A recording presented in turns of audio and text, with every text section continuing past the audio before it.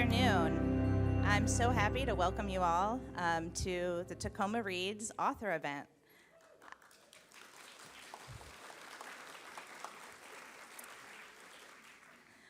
I'm happy to welcome you to the UW Tacoma campus. My name is Annie Downey, and I am the Associate Dean of the University of Washington Libraries for the Tacoma campus. In this time of political attacks and challenges to libraries and on the freedom to read, it is more important than ever for libraries to support one another in our shared mission of promoting literacy, equity, and the public good. The UW Tacoma Library is delighted to be the location sponsor for this incredible event in support of the Tacoma Public Library and Tacoma Reads. I'm going to get us started by reading our land acknowledgement. We recognize that all of us at University of Washington Tacoma learn, live, and work on or near the ancestral homeland of the Coast Salish people. In particular, our campus is situated on the traditional territory of the Puyallup. As people on this occupied territory, we have a responsibility to acknowledge the land, the ancestors who have cared for this land since time immemorial, and all our indigenous connections today. We also have the responsibility to acknowledge the histories of dispossession and forced removal that have allowed for the growth and survival of this nation and institution. In light of this history, let us take active efforts to partner with our indigenous community members and neighbors to seek justice as we continue to work together as a community of learners, leaders, and educators. And with that, I want to welcome Verizon's Azmina Hasham to the stage and thank Verizon for their generous support, which made this event possible.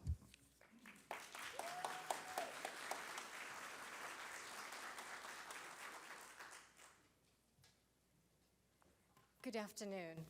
I'm Azmina Hasham, and I lead public policy and community engagement for Verizon in Washington State.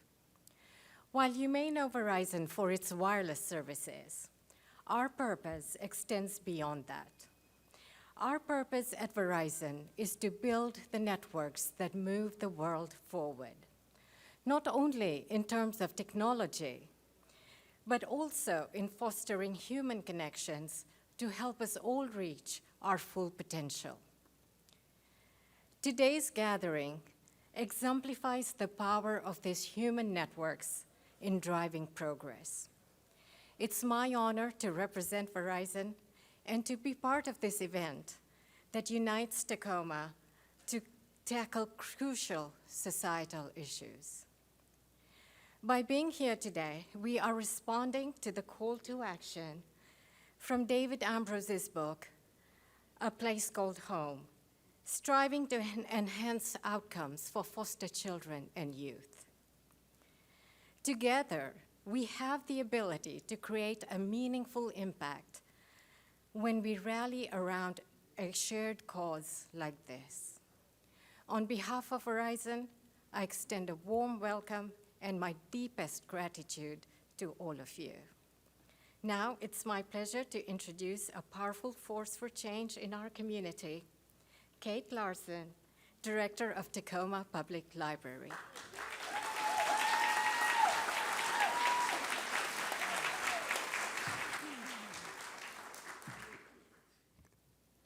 Thank you, and good afternoon.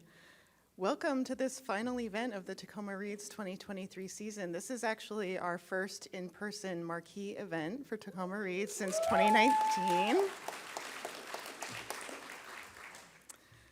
As you know, tonight's event is focused on the theme called Home, Housing Insecurity in Our Communities.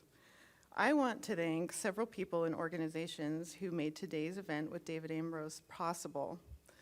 First, our hosts at the University of Washington Tacoma Library, our lead sponsors, Verizon, City Council and Mayor Woodards, Tacoma Public Library Board of Trustees, and Tacoma Public Library Foundation, our media sponsors at KNKX, our bookseller partners who are here today, King's Books and Parable, representatives from Amara and the Washington State Department of Children and Families, Tacoma Public Library staff, especially Public Information Officer Marisa Buss, and and Program Coordinator Eli Boyd.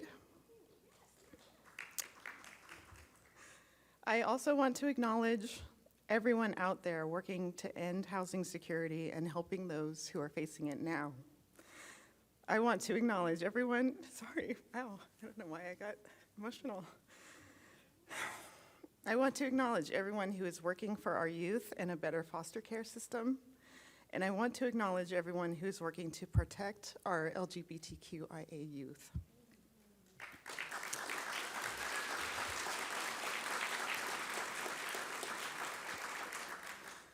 Tacoma Reads is a partnership of Tacoma Public Library and the City of Tacoma that has spanned more than a decade.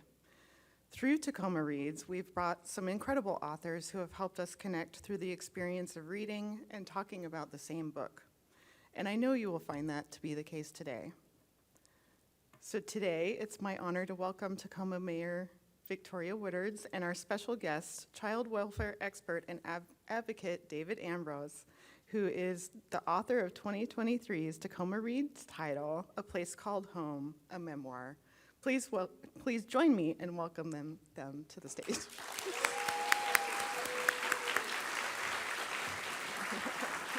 Thank you.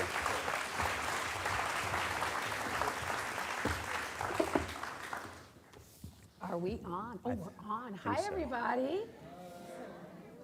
Wow. Oh, Where's the energy? Where is it? It's What only is this, three. Seattle? No. Oh, good comeback.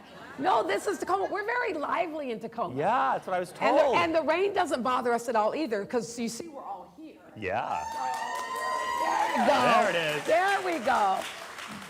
I was telling David what an incredible community we have here in Tacoma. Art Wong, I see you. I always have to acknowledge Art Wong because I would have never been in politics if I hadn't served as Art Wong's page when I was 4 years old. So you can blame him for all the good. You can also blame him for all the bad. But I have to tell you all, I am so excited. And some of you might say, Mayor, you're always excited. But I am even more excited to have David Ambroz here in Tacoma. How many of you have read his book? Oh, how many of you have read his book and liked it? Well, I have a confession to make. I listened to it in April. And then as it got closer, I thought, it's been so long, I need to listen to it again. So I listened to it again about 2 weeks ago. And then when we started the beginning of this week, I said, well, I might want to listen to it one more time. So I'm about 2.5 times in. So I feel like David is my closest friend, and I already know him. But David, it's because the book was so good. It was so inspiring, but it also really reminded us about our own collective responsibility for community. Absolutely. And so I'm just going to dive right into the conversation. Let me also just start really quickly by thanking the Tacoma Public Library. Can we show them some love, please?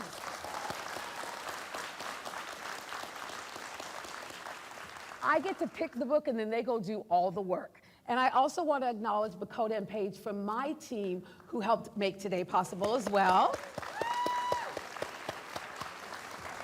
And then I quickly want to thank our partners, our real partners in this work. Number one, the University of Washington Tacoma campus, the library, who actually allowed us to use the space and really partnered with us to make today happen. And then I also want you to show some love to Verizon, who never says no to Tacoma. So we appreciate you. So I don't know about you all, but I am excited to dive in with David. When he first got here, I was already starting to ask him questions, and I'm like, okay, I need to back off because I need to ask some of those on the stage. So David, are you ready? Hold on. All worked out? You're good now? Do it. Good. All right, let's jump right in. So for those of you who've read the book, and even if you haven't read the book, you're going to get so much out of it that you're going to want to go home and read the book. So King's Books is right outside that door if you haven't read the book. And you could get one on your way home, but I guarantee you it is a reading that you will not regret taking the time to either read or listen to. If you like to listen to books, listen to it, because David tells the story in his own voice, and it is just absolutely mind-blowing. Thank you. So David, so A Place Called Home, and the reason we chose it was really because it really is a life-changing book for anyone who reads it, especially for those who've been impacted by systems and scenarios that you write about, right? Whether it's a foster care system or child welfare services or the police or the schools. I mean, there's so many people who are engaged in this issue with you that in your time didn't do what they were meant to do. So people get affected by the system every single day, all of these systems. And so you encountered, as I read your book, you encountered abuse, trauma, uncertainty, but there was always hope. So tell us today, now if y'all don't know this, he's also now an executive at Amazon and an advocate who was celebrated by the Obama administration, and he's also a foster parent. So David, you have done and are doing it all. But let's start from the beginning. You took a chance to write this book and to tell your story. And sometimes when you tell your story, people who thought they knew you might look at you different, or they didn't know all that about you and they're so surprised. But what gave you the courage? Why did you want to tell your story? Yeah. I was born into homelessness. I mean, there was no before. It was what my first memory was living at Grand Central. Oh, Mike, can we get his mic on? Uh-oh. Hello. Oh, there, oh. That's totally my. Oh, no, now it went off. Uh-oh. It's my fault. I broke Tacoma. Great.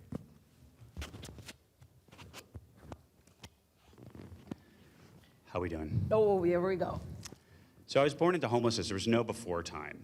And the normal for me was living in public spaces. And one of my first real memories is begging on the platform at Grand Central Station where we were living. And the reality is there's hundreds of other homeless families that lived there with us in the tunnels, in the nooks and crannies of that space. And I was actually in charge of the Metro North train. Do you guys know New York City, Westchester? So I was in charge of the train coming out of the wealthy community. My brother got Jersey. And the reason, well, I was a cute kid. And so I remember this one You're morning. an even more handsome adult, but go ahead. Lies and charity. I remember this one morning, I was about 4. It is burnt into my memory. The crowd parted a few feet in front of me and then came back together behind me. If you've ever seen those birds in the sky that kind of flock together, or the schools of fish, it was as if the crowd knew not to come near me.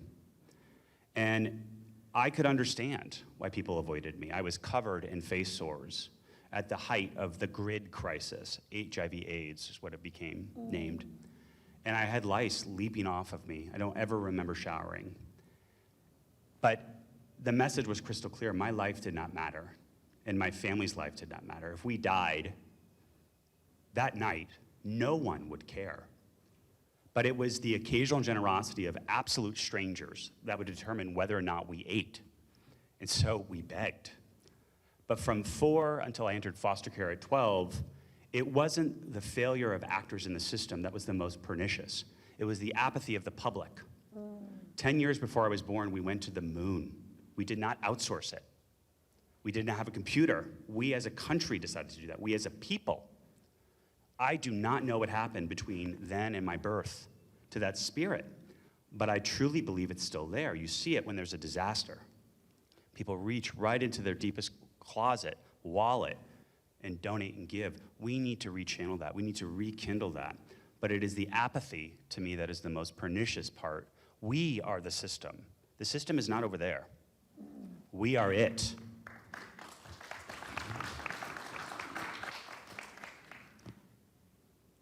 This is going to be tough, because I want to be in the audience with all of you listening to David talk. I just am enthralled with David, how you're just inspirational beyond measure. So let's start with the book. And this is my book right here. So David, we're going to ask David to read. For those of you who haven't listened to him read, or for those of you who have, it's going to be so cool to see him do it in person. But David, I'm going to ask you to read from chapter 1, from the very beginning. And so if you will start at the top of where I'm hungry, and go and read to We Are Gray People Fading to Nothing. Absolutely. I do want to read the dedication, though. Please, go. And maybe we'll talk about her, but I dedicate the book to my mom, who taught me to forgive and to conquer one impossible thing at a time. And then there is a phrase in Latin, maybe we'll talk about it, illegitimi non caberundum, which is tattooed somewhere on my body. Maybe we'll talk about that. Chapter 1. I'm hungry.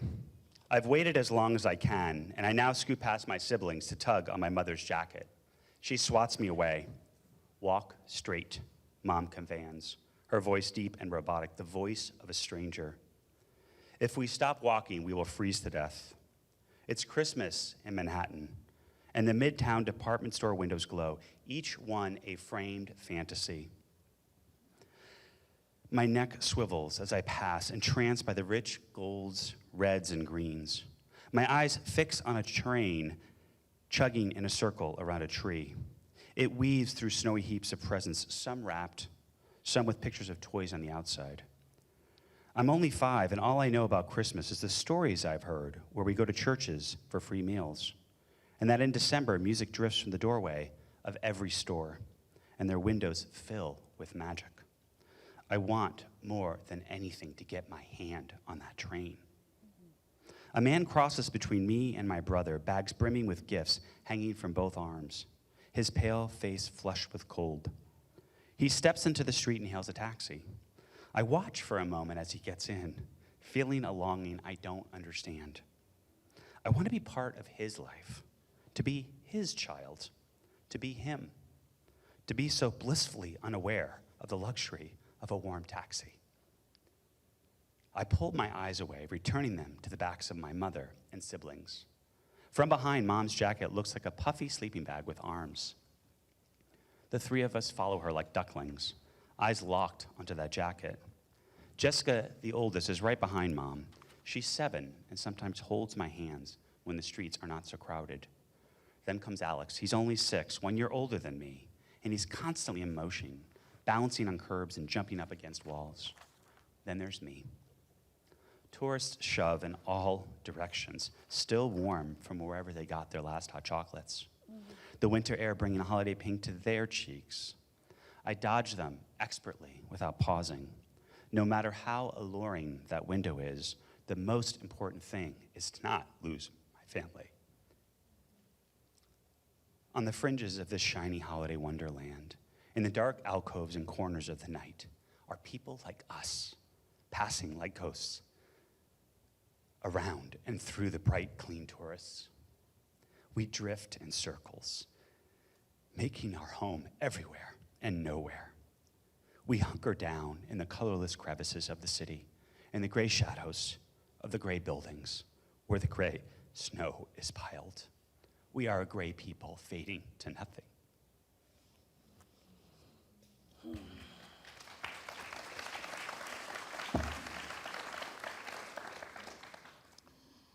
David, as many times as I have listened to the beginning and heard it on the audiobook or even read it in the book, and even as you read it today, it feels like I got to imagine it feels like every time you read or talk about the book that you're reliving your own trauma. So what process do you have? How do you cope with being able to tell your story, but then what it actually does to you emotionally? I became a foster father accidentally, as these things happen to gay men. I thought I missed all that. But lo and behold, this young man barged his way into my heart. My sister's a social worker, and she ran what she called the Underground Rainbow Railroad. She would bring queer kids to me, and I would meet with them, understand their needs, and try and connect them to different resources and nonprofits in LA. And it wasn't that they necessarily identified, she thought they might be. So this young man came into my office with bad hair, bad teeth, and a bad attitude, and I fell in love. Aww. He was 11, 12, and I knew right away that this was going to be my son. But if you're a parent, you realize that kids will teach you if you're smart enough to listen, including you, Karen. And my son taught me that I needed to be vulnerable. I was 37 years old. He was then in college, and I hadn't cried since I was 12 years old. I was in my first delinquency placement when I went into foster care, and it was very violent, and I decided I would stop crying. And at 37, my son, who had his own hell, demanded that I share so that he could process his stuff. No one in my life knew these things. People knew a headline. I was in foster care, but no one knew these stories. I had done all this work on policy. I had shown up. I had done meetings. I was on committees. I passed laws, but none of it was about me. I was the invincible, immovable, implacable. But my son demanded information so that he could be vulnerable and deal with his own grief and mourn his childhood. So my son is a big part of that. And the other part for me was, how is it that the statistics are the same? There have been 8.4 million children living in abject poverty in this country since I was a child. That is shocking. But not since 1999 has the phrase child poverty been uttered at a presidential debate. 8.4 million. We are better than this. We are better than this as a country. We flow around the issue like those people flowed around me at Grand Central. And I realized that I had to come out. Pun intended. Because I'm not going to ask, but quite often I come into rooms like this and I ask people to raise their hand if they were ever experienced homelessness. And it is quite scary when you realize how many people have been impacted, or how many people struggled when they were a kid with food security. So I arrive in my late 30s, I know I don't look it, and it was shocking that I kept feeling like all the work I've been doing, I was treading water. So I realized I had this tool that I had never done or used or shared. And then finally, to answer your question, the third part was, it's as if I had constructed a giant sail on my boat. And I kept making it bigger, trying to go farther, and I kept getting a little bit. And what I realized was that I was still at anchor. That all of these trauma, all the violence, decades of incredible violence, I did not think bothered me. And I realized that it was taking up so much space, that I needed to come out about it, needed to write it down, and then use it as a tool in order to process and grieve, and then move forward. So those are the reasons. David, I have to imagine, again, even in this moment, that you relive it almost every time you talk about what has happened to you. So even before you wrote even before you came out, you were still doing this work. And so just curious, how did your life change from before you came out? Because you were still doing work that wasn't anything, am I going in and out too? Okay, all right. You were still doing, much better? All right, I'll just get rid of this. All right. You were still doing the work, and you're continuing to do the work, but there's kind of like a before and after the book.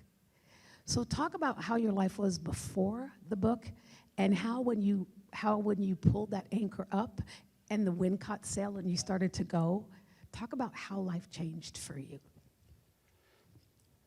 Well, first, this book has brought me much closer to my brother and sister.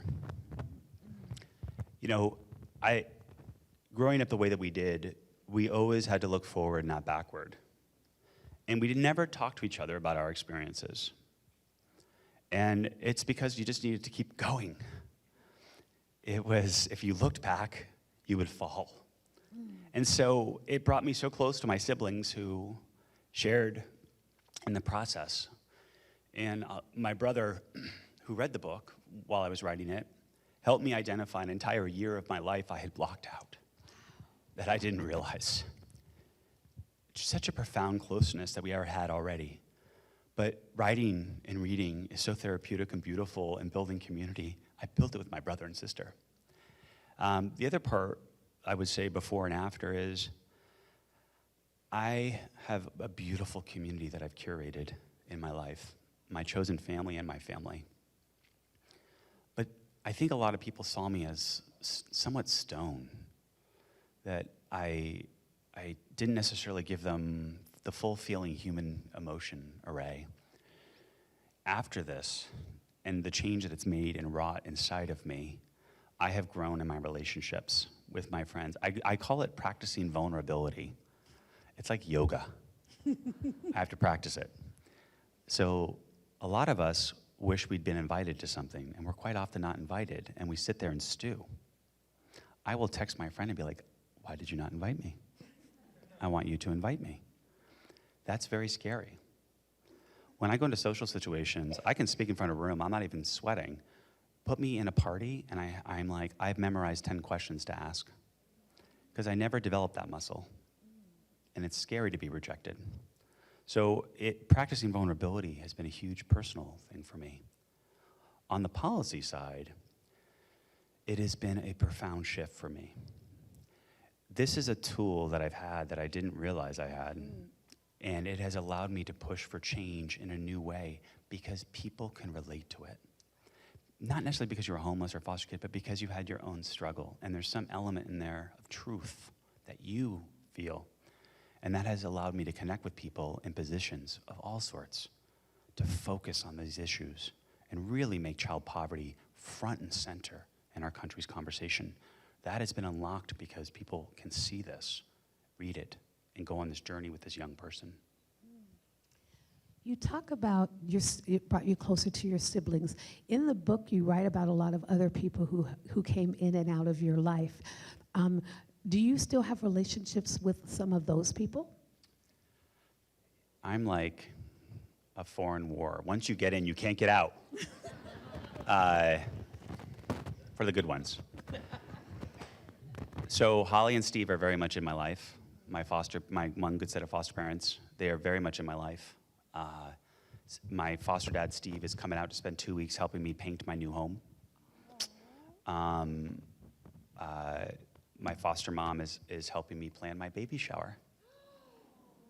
Breaking news. I know, Mayor, I didn't tell you. Baby? I wanted to surprise you. You're on stage? Oh my God! Oh yes. Oh, okay, you guys. And- Sorry. Hold up, because I have a question. If you let me talk, well, it'll just be he and I, and none of you all are here. But if you all have questions, there are cards and pens going around right now. Please fill them out, and we're going to ask some of your questions at the end. So please fill it out. So you're going to be a dad again. I'm going to be a father again. I'll send you a link to my Amazon gift registry. Yes, you Very got exciting. it. You got a onesie coming from Tacoma. Okay. So I'm also in touch, if you've read the book, Gabriella in Spain. Yes. So Gabriella and I talk. We have a monthly date. If I do not call her, she is a Northern Basque communist woman from the mountains. She will track me down. So we actually have a monthly FaceTime, and she is mad at me because my Spanish has gotten rusty, and she lets me know. She is a very important person in my life. And I'm in touch with a lot of the folks that I worked on policy with, but I have chosen to leave a lot of the foster families and facilities behind me. And there's a lot of people in my life. I don't know the number of foster siblings I had. I have no idea. There's hundreds. And I'm not in touch with them, but I think about them all the time. I remember so many faces. So I kind of meditate and pray for them, and I think about them. So I'm sort of in touch with them, and I hope and wish the best for them, but I've lost touch with so many of them. So what about you and your mom? Mary. When I was in college, I found my mom to be homeless. And it's actually, we don't have time, but I'll tell you a story if we have time, but about how I found her. It's actually kind of very mom. I called her today. I told her I was coming here. You know what she said? Don't F it up. And then she said, if you do, as is inevitable, if the shit hits the fan, don't be in front of it smiling. That's what my mom said. That was her advice. So I found her to be homeless when I was in college, and that was unacceptable to me. I was not wealthy, but I worked really hard to get her off the street. And I have been one of her guardians now for over 20 years. My mom is in a decent placement in the Northeast, and I'm one of her caregivers. I talk to her all the time. I visit her quite often, and I'm trying to teach her to use FaceTime, which is really aggravating. I don't know why it's so hard. And she's doing great. You know, I think it's unfortunate that it took a grumpy lawyer for a son to get her the benefits and services that most homeless people that are mentally ill need. And I have had to use every bit of my degree and organizational capacity to reach across this continent and demand that she gets the services she needs. It shouldn't be that hard, but she is doing great.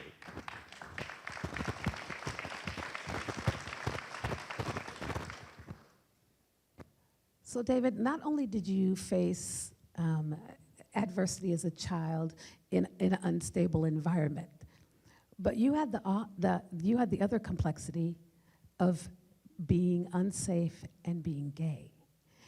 And so, and having to hide your identity, not being able to be who you truly are. How does the intersectionality of sexual orientation, race, and disability present additional challenges for children living in poverty? When I was 12, I got us placed into foster care. Oh, the sun. And I know, you were saying that. I just wanted to identify that. It's the mayor's telling the truth.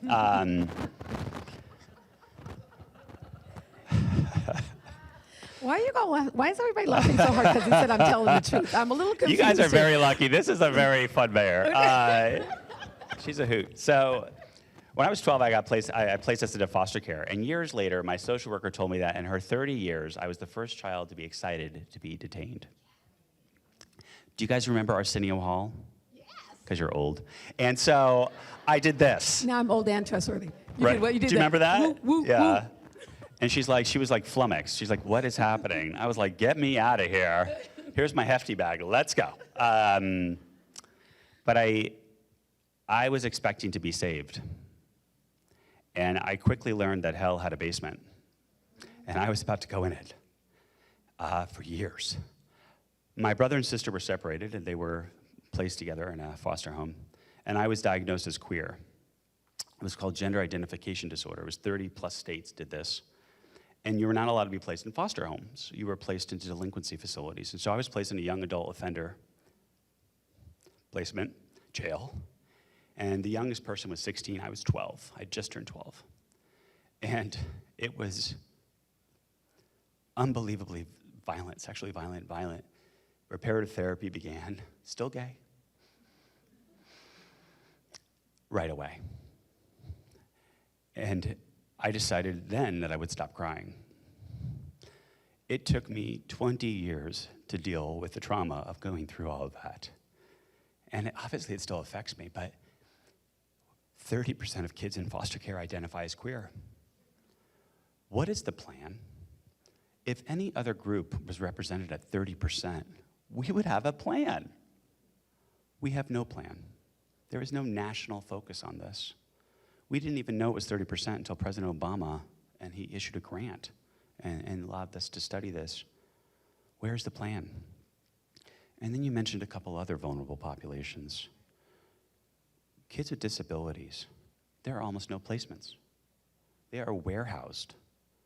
Why don't more people open up their homes, their hearts? It is a cancer in this country. It's called I can't because. I can't because I'm tired. I can't because I'm poor. I can't because I'm busy. I can't because I have my own stuff. All of us are addicted to I can't because. Where is that spirit where we say, I can't do this, but I will do that? We need more people like Holly and Steve. Holly was a worker at the YMCA. Steve painted houses. They hired a lawyer and fought to get me for 2 years. We need more people to step up to take care of these vulnerable populations because what's happening is not great to them, not only their outcomes, but their lives today. It is unacceptable to me that in this country, we don't have a plethora of placements for kids like this. It's shameful. And it is also, if you look at the other end of the spectrum, the way that we treat old people, it is equal to the way that we treat children. We warehouse them.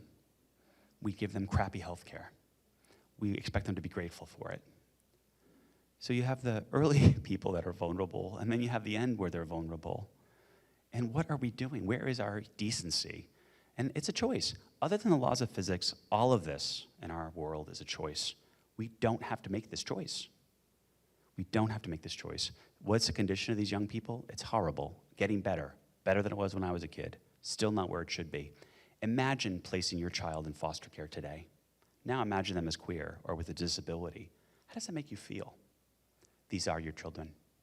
Every single one of them in foster care is your child. And we need to act with that sense of urgency.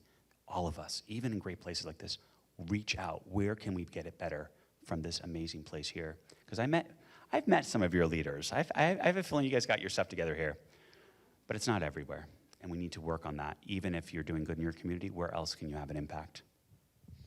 Yeah, and good sometimes isn't good enough. Amen. You got to be doing great. So that was the perfect plug for me to say, for those of you who are inspired by David's work, we took the time today to make sure that there were resources here on site. So we have the Department of Family and Child Services right outside the door, and we also have Amara. So for those of you who are being inspired and think about what role can you play, there are places outside, right outside this room, who can provide you with that information. So David, you're here. I'm here. Yes, you're ma'am. Here. Yes, Mayor. And you're doing well. And I imagine that I know that in the book, that even all of the terrible things that happened, you saw glimpses of what life could be like if you had the right family, were in the right place, or had money. And so one of them that I really liked is when you're at summer camp. When you're at summer camp, and you what happens to you is you get to experience what it seems to the other children as typical, but it provides you with a guiding light. For those around you, it's just how it is. But for you, it's something you've never experienced, and you're like, oh my God, this is what it could be like. And then when he first sat down with me today, I had to ask about Aurora, because she was like one of my favorite people in the book. And then you saw Aurora, that despite the lifestyle she was living it to be able to take care of her family and to be a caring parent. So I want to ask you to read another passage, because it was also another good part. There's so many good parts in the book, doggone it. But it was also another really telling sign that just gave me hope, and it made me think about, what do we do every day when we encounter people who are struggling? And maybe all of us in this room can't adopt a kid. But there are places and spaces that we're in where we can make a difference. So would you open my book again and go to the orange tab? And we're going to have you start with Aurora is her own brand of crazy. So for those who haven't read it, I lived in the city, and we had a very colorful neighbor who was most likely a prostitute, but also looked out for the neighborhood, and especially the kids. Aurora is her own brand of crazy, but it's obvious that she loves her boys. When she calls them in for dinner, we all go inside. They go up the extra 3 flights of the stairs into their apartment. And when the door opens, I can hear the clatter of dishes, and Aurora saying, "Dinner's ready. What took you so long?" In our apartment, Mom is either in bed or on the folding chair by the window smoking. Nearby, she has books she scavenges and uses to reinforce the narrative that she is a woman of intelligence. But I've never seen her open them. Other than volunteering at school, sometimes she is not looking for a job. And she never makes food or dinner. The chicken that she bought is still in the fridge, but we have our own ways of feeding ourselves. Shall I go on? Please. David, we're going to Ponderosa. Ponderosa is a buffet style of Denny's, in case you don't know. Jessica tells me when we're at the end of our second month in the apartment, Our food stamps have gone. They've run low. Ponderosa Steakhouse, a chain restaurant, has become one of our go-tos when we're out of money. It's relatively close to the apartment. The restaurant has a Wild West theme. The building is painted in earthy tones with wood rails, and its logo is in a signature cowboy font. A superfluous split-rail fence surrounds a tiny wedge of dead grass in front of the building.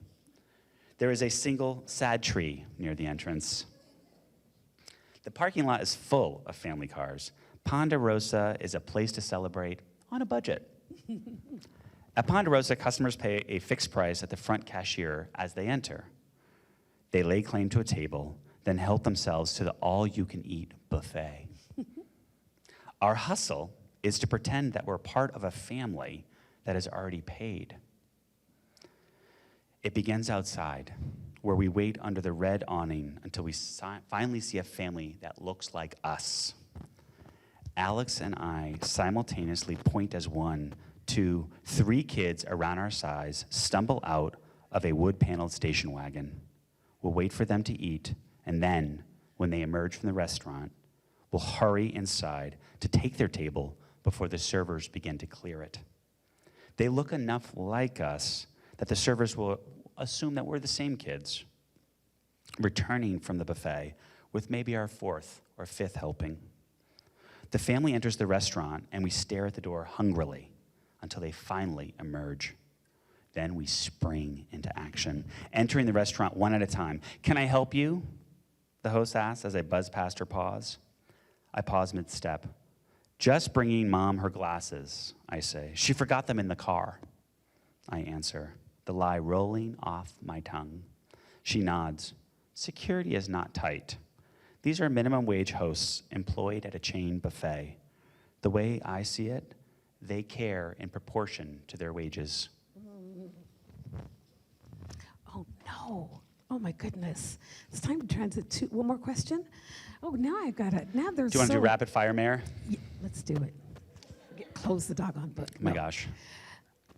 So rapid fire, then I had to go to my own mind and think of what I want to ask him because I asked him so many questions before. So there are a lot of. I'm going to pick this question because this is a question I really like. But we know that homelessness is a very complex issue, and we know that because we've tried to solve it. And it's very complex, and people have a lot of ideas of what being homeless is. You talked about it, so like you said, it was like the Red Sea parted and nobody could be around you. You really illuminate in your book how an individual story is unique. Everybody has a different experience. But what are some of the stigmas you've encountered about homelessness? And give us, those of us who are in this room, how do you respond to them when people assume what your life must have been like? I think the dialogue around homelessness has become dehumanizing. There was a mayoral contest in Los Angeles where one of the candidates kept referring to homeless people as it. Clean it up.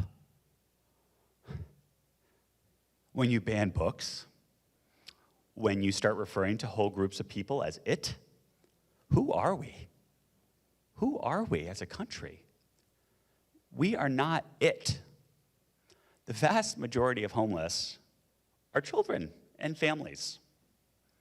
In the United States of America, 50+% of the homeless were in foster care. 50+%. When you leave foster care, you're more likely to die than go to community college. You're more likely to be sex trafficked if you're a girl than go to community college. If you're a boy of color, there's a 2/3 chance you're going to jail within 2 years. What are we doing?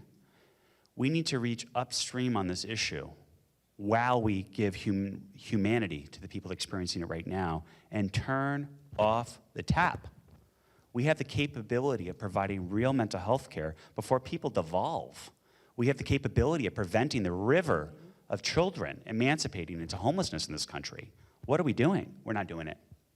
We can make a different choice.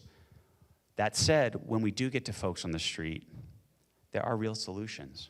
Housing. Housing. Build housing. I look around and I wonder, so often in Los Angeles, the community colleges, there's 9. There's 100,000+ young people in college, or people. There's 48 acres of flat parking. In Los Angeles, 800,000 housing units are rent controlled. It's actually rent stabilization for you policy nerds. Half of them, 400,000, are filled with wealthy people. What if every 2 years you had to submit your taxes, and if you're not poor, you have to get out of the rent-controlled apartment? What would we do with that? No new construction, no traffic. All of a sudden, you have a couple 100,000 housing units. We have real solutions. If you miss one paycheck, you end up in your car. What if instead of putting people through the ringer to get $300, we just gave it to them? Why do we make it so damn hard? There are real solutions to this. So, and then finally, I'll end with this. Then there's my mom. Giving people civil rights to die on the street is awful. They do not have the capacity to exercise good judgment. My mom would be dead. And I look around and I see so many people, and then I see people on the left and everywhere screaming about, well, they're right not to be. My mom would be dead. And at some point we have to ask ourselves, do we really care about that, or are we just trying to prevent more taxes? We need to help people like my mom get off the street, whatever it takes, and then monitor the heck out of those systems. California passed Care Court. It's a parallel court that is helping families do that. I encourage you all to look at that because it is going to streamline the process for families to intervene in the lives of loved ones to get them off the street.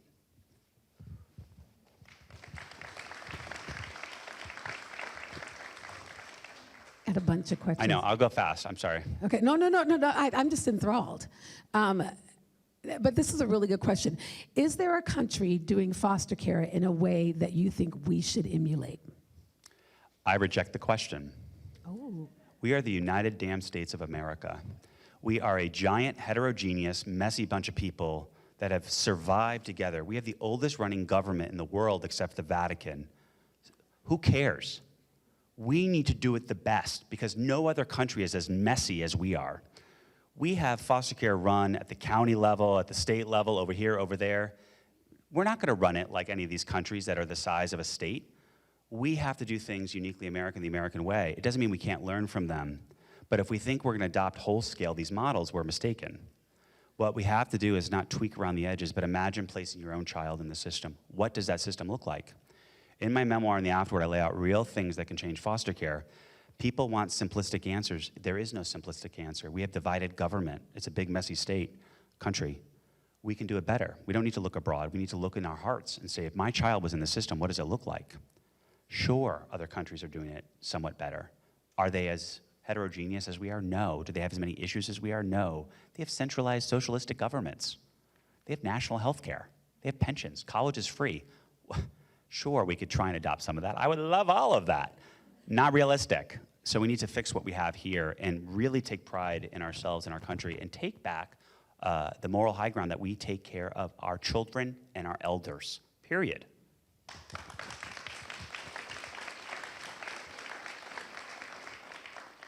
So the next question I'll just dive in is, what is the role of governmental and the public versus the role of corporate, like Amazon and Verizon? They wrote this down. Both of your companies here. What is the role of those two groups? What's their responsibility in addressing these issues? That's right. Go ahead, I'm listening.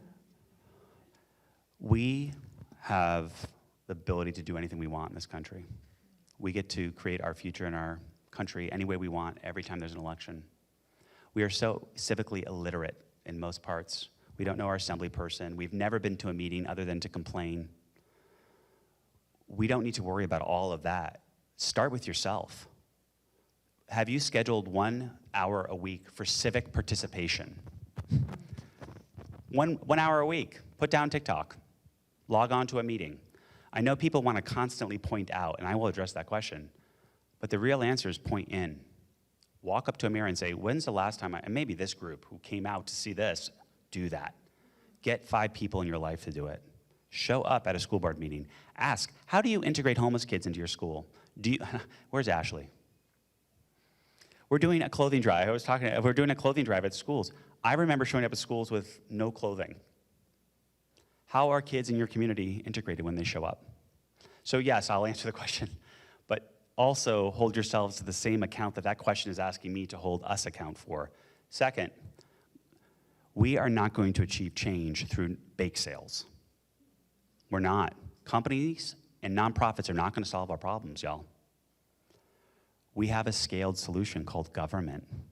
We are the government. You are the government. Every time you tell a joke about an elected person or you hear one, you should stop and say, what have you done? Government, we've been taught over the last 45 years of my life, I'm not 45, but it's the problem. Government's not the problem. We are the government. If we want to eradicate child poverty in this country, we're not going to do it by selling muffins or getting a company to donate. The responsibility is not on companies or nonprofits, it's on us collectively as a people to make these decisions. We have to own it. And if you want companies to act differently, pass a law. Pass a law. We have the power. Elect people to do that. What is the role? In my opinion, additive. Do good things, offer good jobs and benefits, act like community matters, which is what we're doing. But I think the real question is underlying is, are they going to solve this? Nonprofits and corporations, religious institutions, they can all be additive. But the real power is government.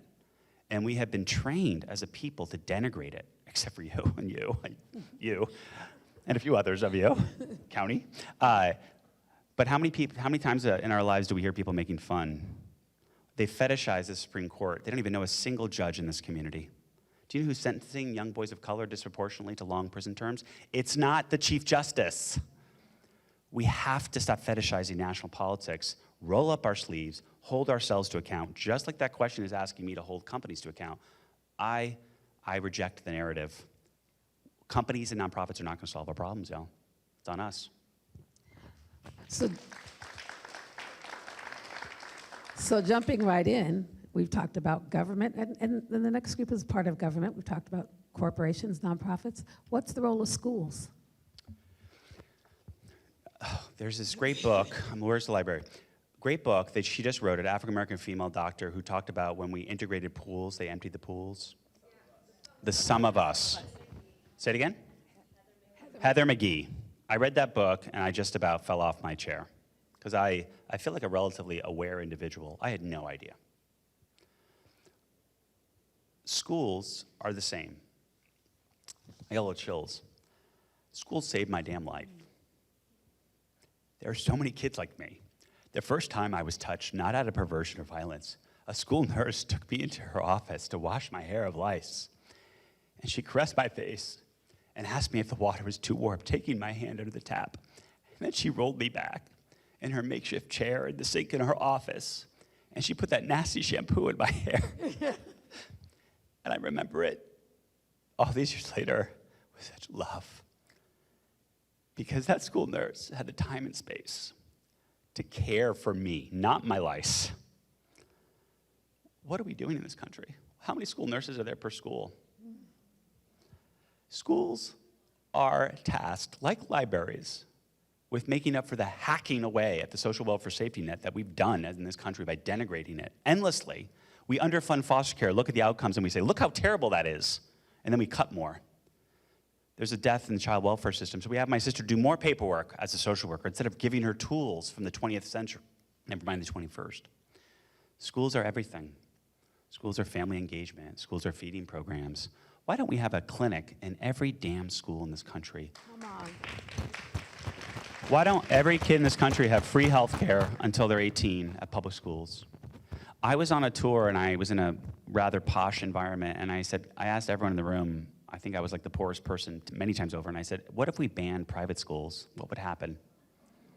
I'm not saying we should, but as a thought experiment, what do you think would happen to art in public schools? Get better, we'd have it.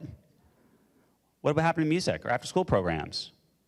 Or that crappy computer with the cathode ray that's like 25 inches wide?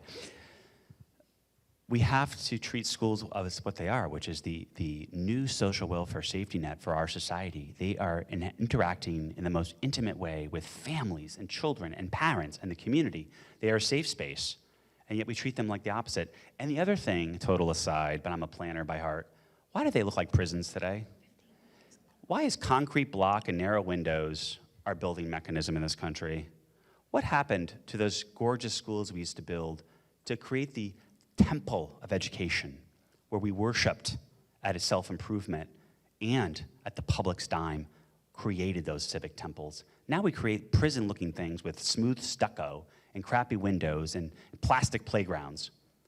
What happened to us as a people that we're okay with that? What do I think the role of schools is? Everything. Everything. They should be buried in resources.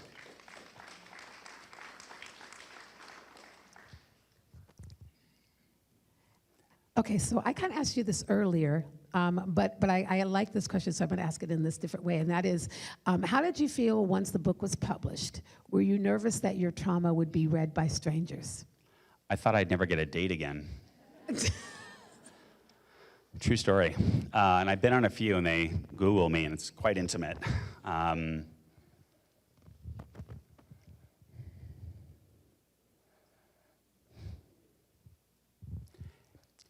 You know, I published my diary. I published my hidden photo album on my phone. I published my most vulnerable parts, and I just put it out there. I would say a good 5% of the comments online are either anti-Semitic or homophobic. My book has been banned in parts of the country, which I don't even understand. And yet, I truly believe that I am part of creating a movement for children. I believe there's more of us by magnitudes that are using this book as a tool to show kids aren't alone, to reach out to parents, to talk to each other about issues of poverty. We went to the moon. Why are there 8.4 million children in poverty? I don't understand that. And I think this book has become a tool for people to talk about it. We need a national children's movement, not a foster kid movement, not a kid coming out of jail movement, a child movement. You're not gonna have healthy kids if you don't have healthy families. You're not gonna have healthy families if you over-police and undernourish a community and don't deal with all the crap that we put on them for 1,000 years.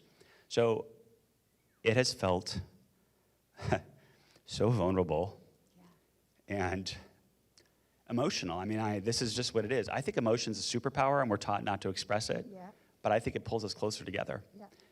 But I do this all the time because I think by creating vulnerability and creating spaces for it, we're gonna connect to each other. So how does it feel? It is exhausting, it's scary, I love it. I love that people think they know me. It's just like beautiful. You know it is, it's beautiful. She ran up to me and hugged me, and I was like, is that the mayor? Yeah. Well, I want you know that was a special hug for you, but I hug everybody. I am the hugging mayor in Tacoma. Wow, mayor. No, wait, no, but yours was special. I just want to be clear, it was a special hug. You are special. I'll tell you what. I barely listened to one book on my iPhone. I've listened to yours 2.5 times. Oh my gosh. You're super special. Thank you, Mayor. Super special.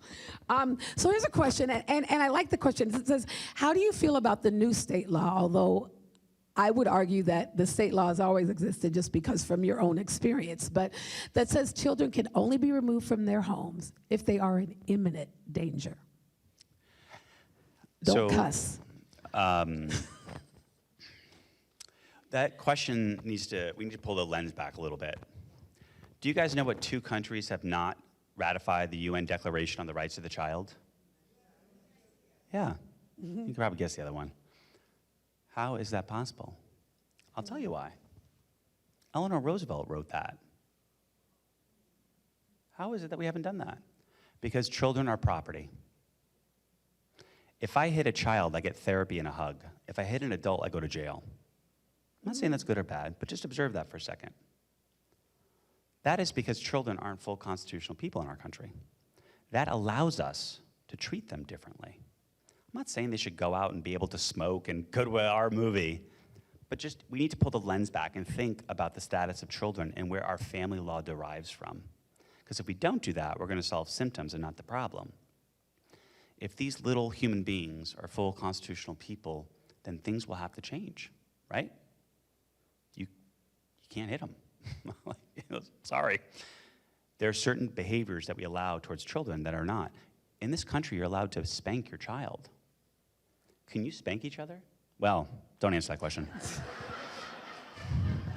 This got real. I don't know how to ask that differently, but you know what I'm saying. So when you own your home, you don't actually own your home. You own part of your home. The bank owns some. If you don't pay your taxes, the state takes it. It's like a bundle of wood. You own some of them, and other people own some of them. With children, they have very few of their own sticks of wood. So I think if we looked at children as full human beings worthy of the UN Declaration of Rights, then the question is not, do their parents own them and should they have custody of them? That's one question.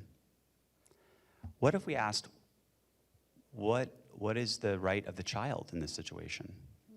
Instead of starting a place of ownership and custody, which is a parental concept, an adult concept, what if we started from a place of this is a full human being? It's a radical way of thinking, right? I don't have the answer. But what I do know is this is rotten. Kids are not property. And our entire family law in this country is based in ownership. And that has led to some very pernicious outcomes. I think we need a radical rethinking of the rights of the child. And it starts with that very beautiful document. If you haven't read it, read it. It is beautiful. It's a love letter to our children. And just like the ERA, I think we need to revive and get some amendments passed, people, because children are full constitutional universal rights earned by birth human beings. And I think the concept of ownership needs to be removed from family law. That's what I think about that question. You have given us so much, while the issue is very complex, you've given us some really, I don't want to say simple, but some achievable things, and you've really taught us a lot this afternoon. So I want every city in America, or almost every city in America, is facing this affordability crisis around housing. Homelessness is in almost every community, even in places where they never expected to see homelessness, even in our more affluent parts of every city. If you could tell this group one thing, I guess I'm not going to ask for a raise of hands, but for those of you who've never experienced being homeless or being poor, what is the biggest myth about poverty and about children who are in poverty that you'd like to bust? And what I want, as David answers this question, I want you all to remember what he says to you so that next time you're sitting next to a friend, or even next time you're thinking about it yourself, you'll remember what David Ambroz told you. Oh, crap. No pressure. Purple. No. Do you guys remember Hitchhiker's Guide to the Galaxy, The Meaning of Life? 42. 42, Mayor. No, you got to be literate if you're coming to a library sponsored by another library at a university. Whew, pressure's on. First, I want to talk about land use for a hot second. Yeah, I was the planning commissioner in Los Angeles for 8 years, which was hilarious. The mayor appointed me, and I remember, and this is the last time I called him Eric. I'm like, Mayor, I call him Eric, are you sure? He's like, yeah, but why? I'm like, it's the most important appointment you're going to make. He's like, yeah, but why? And I'm like, there's a Jewish tradition, you can refuse 3 times, then you can say yes. So I got him to, on the 4th time I said yes. He said, but why? You're freaking me out. I said, I am a homosexual Jew, baptized Catholic, formerly homeless foster child who thinks housing is a human right, who believes in development. Everyone is going to hate me. And he's like, I know. And to that man's credit, he appointed me twice, and he never pressured me. There's too much democracy in land use. We would not let our children act like this, and yet we act like it. Preserving single-family homes is redlining. Not popular, I know, but it is. We have to make a decision, y'all.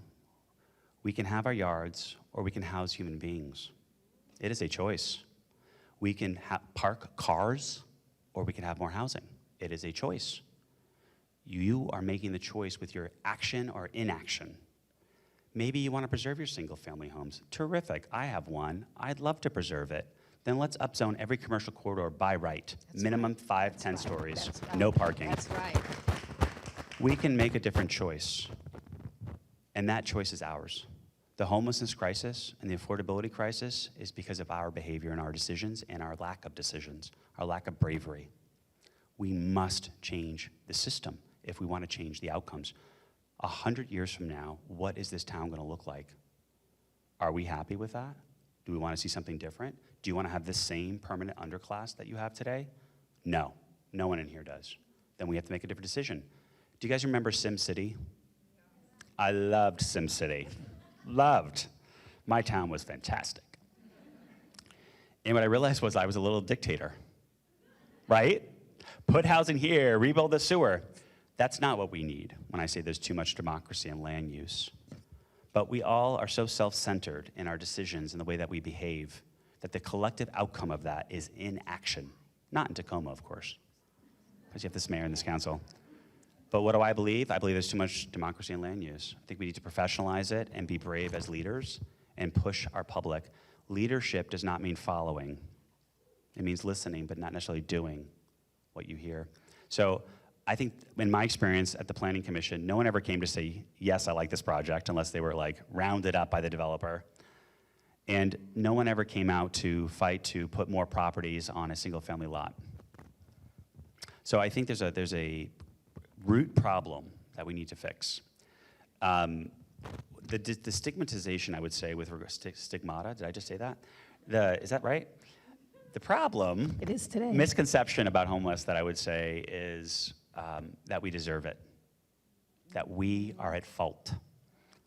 Whatever it is, we are at fault. And it relates to our shame that we do as a country against people in poverty. They did something. They made the wrong decision. If they have kids, why? Why did they have kids?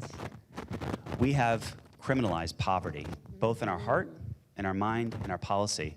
It is so hard to access benefits, so hard. You're not rewarded as a person at giving out benefits by giving out more, right? My mom was mentally ill. She had to fill out paperwork to get housing. And you know one of the questions was, are you looking for a job? No. She's a single homeless mother of 3 with a mental health issue with no food. She's not looking for a job. Oh, well then, you only have a year's worth of whatever, and then the food stamps ran out 3 weeks in, so then she had to hustle, or we did. We have criminalized the concept of helping each other, and I don't understand that. You would help me if I asked you right now, why do we look at poor people as if they deserve it? And the end of that pipeline is the way that we consider homeless people. And I just would end with this. I don't help every homeless person I walk by. I don't.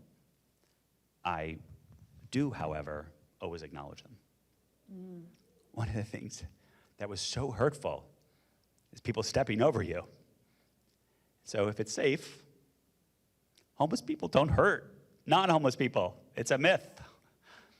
They prey on each other, if at all. Acknowledge them. I always say, I can't help you. Good luck. And I know it's silly. I do give money all the time, though. That's me. Do you? But I acknowledge them.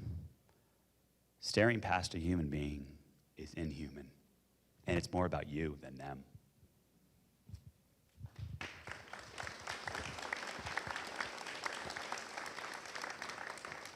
I've got like 10 more really good questions, but I only have 2 more really good minutes. So there's a question here I have to ask, because I think you giving this advice is going to be really important. So what would you say to another queer adult who is interested in fostering but afraid of reenacting their own trauma? Are they single? Are you willing to offer a little bit of help? Paint a picture. No, what would I say? Listen, all of our kids are going to be in therapy talking about us one day. It is just what it is. love is like a tennis game, right? You're hitting forgiveness over, and then you're getting it back. And you're throwing it over, and then you're getting it back because you deserve it, and you deserve to give it. So what do I say? Parenting is a roller coaster with no vomit bag. Buckle in. It is also, in my experience, the most rewarding thing I've ever done. Being a queer parent, the questions that I get asked, ridiculous. Being a gay foster dad, they just kind of, I think the best kind of analogy I would say is like microaggressions. Like a lot of people will ask you questions not from a place of negativity, but of ignorance. Like if you ask, when I say I'm a foster dad and you ask me when did I adopt my son, right? Or how long have you had him? If you birth a child, do you love him at minute 2 or minute 7 or year 12? All of them, right? Why do you think it's different for me? Why does the length of my relationship with my son any of your concern? Asking me if I adopted him? Did you have an abortion? That's how that feels. None of your damn business, unless I want to tell you. So realize the richness of every family you encounter. And what I feel as a queer foster dad, and soon to be dad, is I am aggressively out. I'm aggressively out because it was harder for people that came before me. It'll be easier for people that come after me. That is my opportunity and my responsibility. And my reward, I love my son. I think about him every day. He's my home screen saved. If he doesn't text me all the time, are the parents here? You're like, what are you doing? What's going on? Why are you talking about? Blah, blah, blah, blah. The most rich and rewarding experience of my life, the most challenging experience of my life, both in the house and outside. But that's life. If it ain't hard, what are you doing? What are you doing? So what would I say? Jump in. Thelma and Louise that shit. Jump over the cliff. Don't worry about it. Just go. Right? Okay, I'm going to do a couple of rapid fire questions at Yes, the very ma'am. end here. Here we go. We'll end with this. Is your foster son really excited about being a big brother or sis? Having a little brother or a little sister? Yes. Okay. All right. Are you planning to turn this book into a film? Yes. And I would say limited series. Ooh. Maybe one of those limited series on Netflix. Amazon. Who just Oh, Netflix sorry, at me? sorry, Amazon. That's a Whoops. hate crime. Come on, what's wrong with us? Is there another book in you? Yes. Will you ever run for elected office? Run away or run toward? Run towards. TBD. I deeply respect people in politics. My denominator is where I can have the most impact, and I believe a company that is creating the future we're going to live in is a place where I can have the most impact right now. Will you come back to Tacoma? I'm free that day. Ladies and gentlemen, let's give Thank a you. round of applause to our great author Thank you. of Tacoma Reads this year. If you have a book, please hold it up. We're going to take a selfie with the mayor. If you have a book, hold it up. Oh, if you've got your book with you, hold it up. And if you don't have your book with you, you can walk right out this door, purchase the book, and David is going to be signing books right outside. So everybody hold your book up. I want to make sure I'm in here with my book. Hey, Tacoma. Hey! You're gorgeous. Thank you. Yes. And if you'll please just sit down for one more second. We have one final presentation. And come on up. Oh, we could have done that too. You're getting something better than a key. Hi, everyone. My name's Ashley Brewster. I'm the chair of the Mayor's Youth Commission of Tacoma.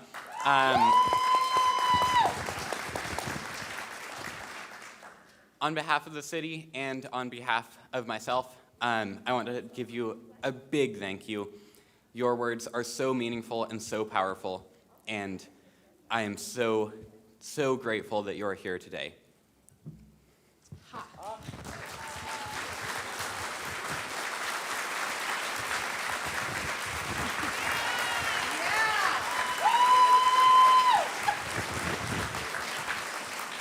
Now, what Ashley didn't tell you is one of the programs that, so we talked about Del Chihuly being from Tacoma. One of the programs that Ashley is involved with is called Tacoma Hilltop Artist.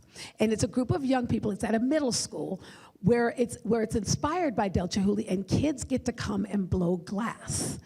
And this is actually from their 2023 dinner. And this year, all of the theme of all of the glass that they blew for the auction for the luncheon was rainbow colors. So this is made by kids from Tacoma. Ashley's involved in that program, and we are just, again, so grateful to have David Ambroz with us. All right. So everyone, be sure to go get your book. Go meet the author. He is delightful. We're going to, and he's single. He wants me to tell you if there's anybody in the audience who's looking, he is single. I'm trying to get you a date before you go, David. But be sure to go out and talk to him. Thank you so much for being a part of the Tacoma Reads program this year. And thanks again to our sponsors and our employees in the library and UW Tacoma. Thank you all so much. And thanks to all of you for being here today. Thank you.